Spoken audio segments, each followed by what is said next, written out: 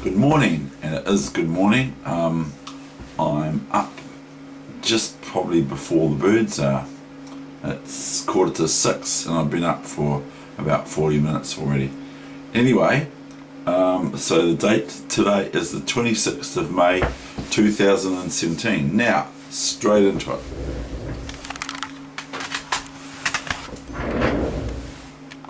So it's 5:45 and it's the 26th of May 2017, week 28,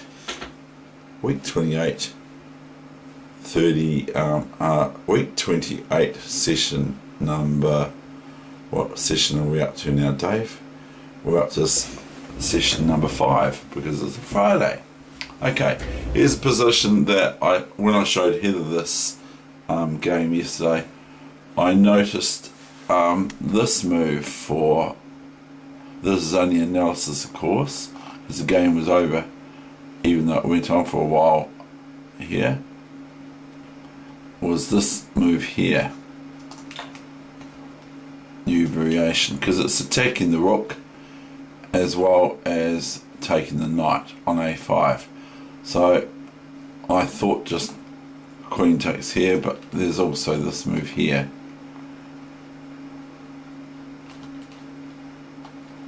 Because if queen d3, then queen e1, and white then is actually winning, sort of.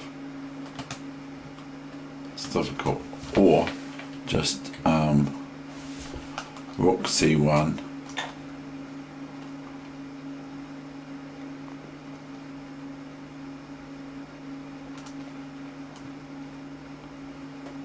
and now what? I don't know. I'm not sure. Probably rook c1 or rook d1. Is there anything else, David? Anything else? Probably just keep it simple. Rook c1, and that's so. Anyway, that was just something I missed in my analysis yesterday. Okay, now I'm going to bring you one of my first major games, and I was playing the French back then, and it was played in 1979. Goodness, I was 17 years old. And this is against a 1 year older player than me, who is a New Zealand master, and he was playing like a New Zealand master back then too. A very, very strong opponent, and like this guy was just, I hardly ever won, so I'm quite surprised I won this. This is in the AGrade Chess Club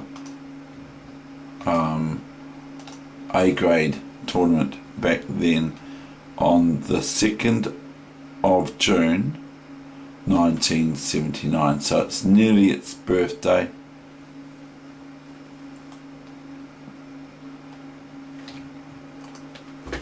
And I was black, and here we go. Okay, no mucking around. Without further ado, no mucking around. So I played the French. I'm pretty true to the French.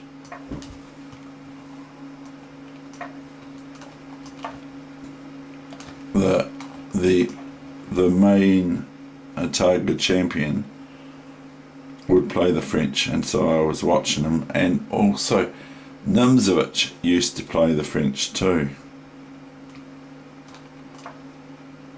But cheeky to play this against him. Now I want to show you a real cool line here.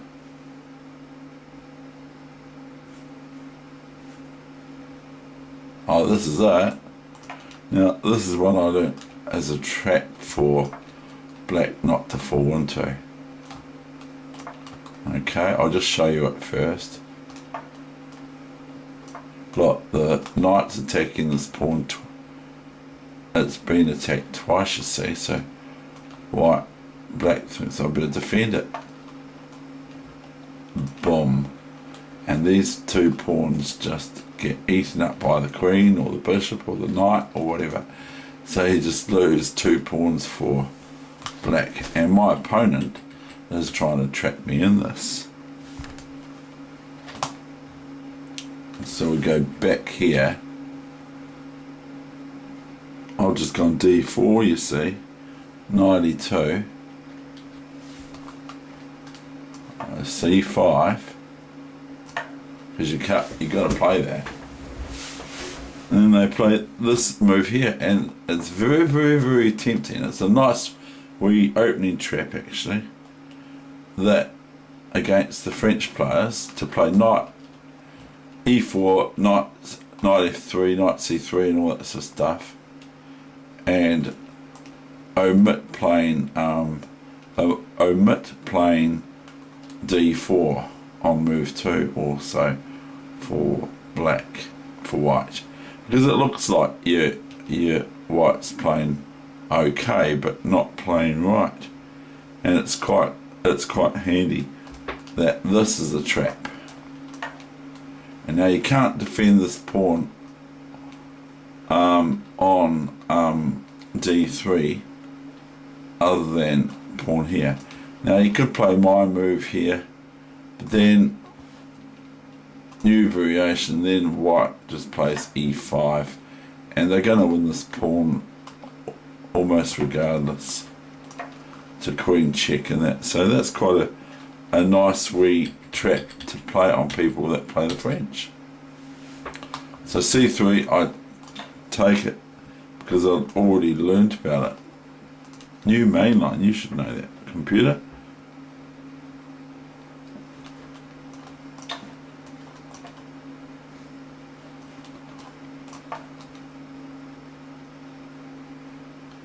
We said after the game, better g3.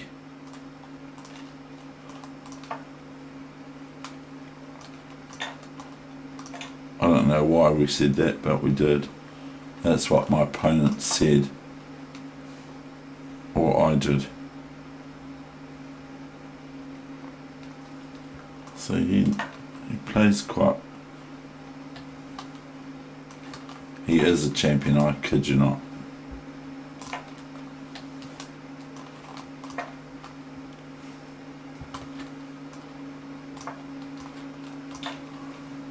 But we were big rivals, him and I.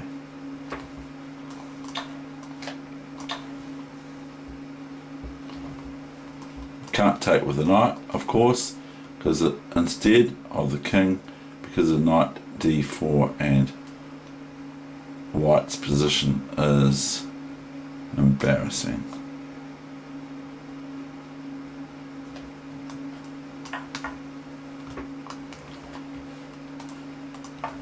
See, typical Weegenaar play, David Weegenaar play. Typical, doesn't relent. Now we've got a rook to d1 here, I'm not sure which one. I'll go here, I think.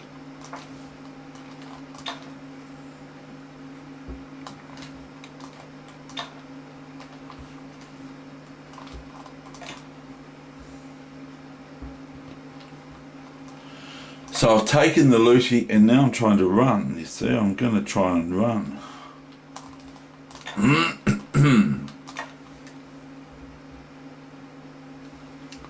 Oh, David. E5. Knight D7. F4. Not bad play for a 17-year-old, eh? And he's 18. Knight B6. Bishop B5. Now, this is sort of trying to stop me moving out, you see. So I just come in here. Bomb's the big threat. Bomb's the big threat. So there's threats here. He goes king f3 now. Now if I go knight here, he starts a bit of an operation here on me. Rook check. King here. Checkmate. Now I let the computer do the talking when it comes to that. It's going in a snarky way, isn't it? It went sort of like in a real snarky way. Checkmate. duh, sort of thing. That's what the computer did. So I can't do knight c3 here, but I can do this. New main line, of course, computer.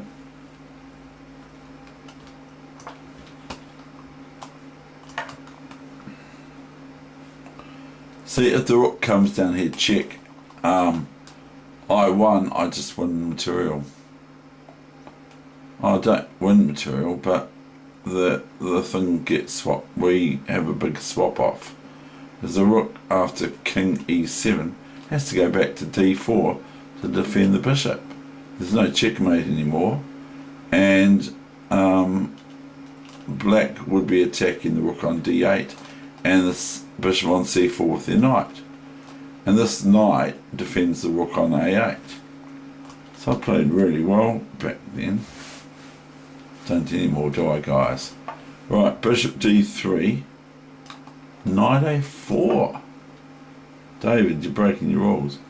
Bishop h7. Oh, is this a Bobby Fischer mistake? g6. Now my opponent's getting. He must have seen the same book. I'm just joking because this guy's a champion. King g7, knight f6, b5. Now look at this, you know, now we're threatening this, and rook h8.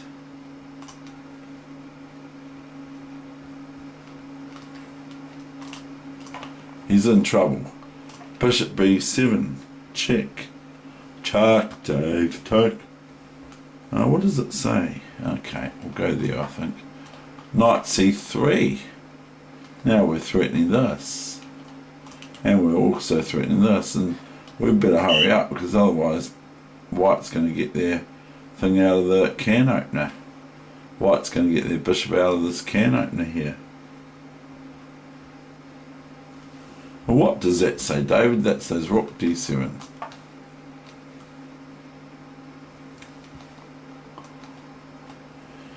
Not check, Dave, not before Dave, check. Knight e4 check. Now, what did my great opponent play? King to h3.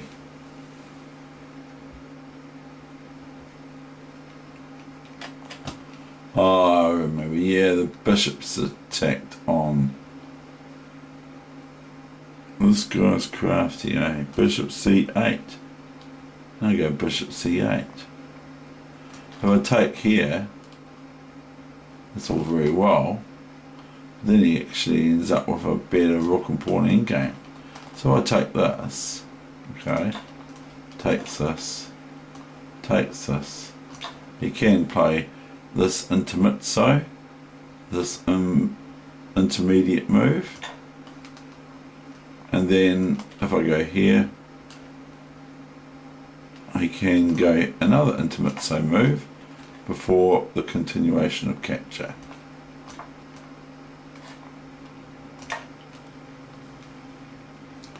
And this is the tides have turned. And I would be looking at this or h5 even for white, and so the tide's changed now.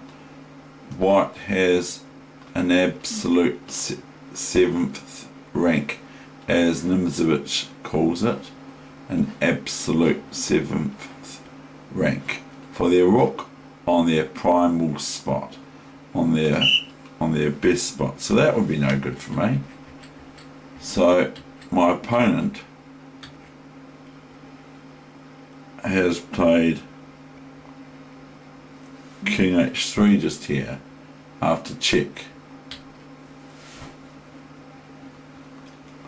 Now play bishop c8.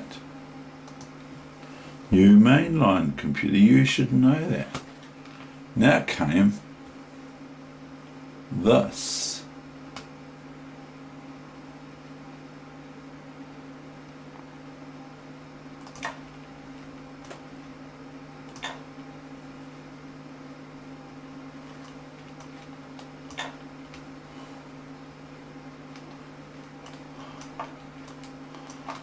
You can tell that this guy's a champion, can't you? Just by looking at the way this player plays. And this was the A grade. Now we had about umpteen hundred A grades. And I've got the person who showed me that opening trap, showed me it before this game, because he played Enlightening against me, that won my 2 pawns on D3 and C4. I was very embarrassed. I didn't get a look at it after that. He's a doctor, an orthopaedic doctor of New Zealand. I'm not dropping his name, but his initials were the same. His initials are the same as my first initial.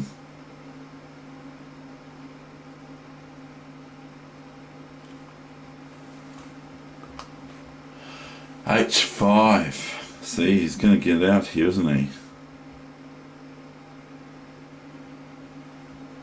How well has he played? Look at that.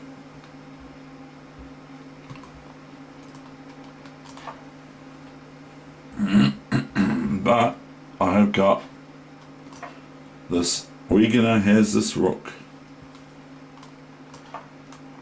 He's trying to get in somewhere.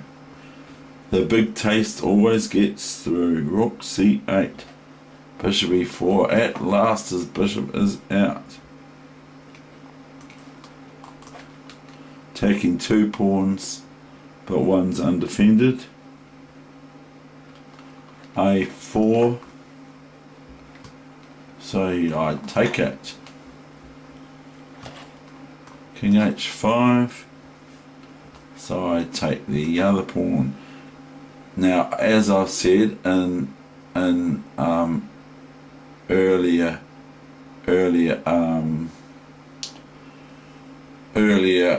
coaching sessions, in games are pawn grabbing times. It's true too. You gotta go and grab pawns. Go on a frenzy for pawns. And look at this pawn. Look at its life expectancy. Is good. And also,